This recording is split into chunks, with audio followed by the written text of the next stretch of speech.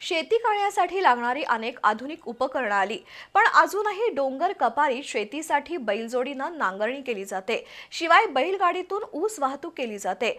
बैलांच्या पायाला पत्री मारावी लागते. बैलांच्या पायाला पत्री मारणाऱ्या कारागिरांची संख्या कमी झाली आहे. सध्या ऊसगळीत हंगाम सुरू आहे. ऊसतोडणी मजूर आपल्या बैलांना पत्री लावतात.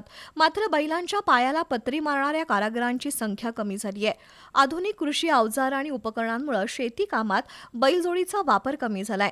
पण दुर्गम डोंगराळ भागात अजूनही बैलजोडीनं नांगरणी करावी लागते. गगनबावडा तालुक्यातील शेनवडे परिसरात आणि ग्रामीण भागात आठवडी बाजाराच्या दिवशी बैलांना पत्री मारण्याचं काम काही ठिकाणी सुरू असतं. बैलांच्या पोटाखाली जाड दोरी टाकून त्या दोरीनं पाय ओढून बैलाला जमिनीवर पाडलं जातं. चारी पाय एकत्र बांधले जातात. त्यानंतर खुरप्यानं किंवा कांसीच्या सहाय्यानं बैलाच्या खुरामधील घाण आणि जुनी पत्री काढली जाते. तळपायाच्या आकारानुसार हातोड्यानं ठोकून पायात पत्री बसवली जाते. त्यासाठी बैलाच्या खुराला खिळे मारावे लागतात. खुराच्या आकाराप्रमाणे तळपायाला चंद्रकोर आकारातील लोखंडी पट्ट्या मारण्याची कला जुन्या काळापासून विशिष्ट व्यक्तींना अवगत आहे.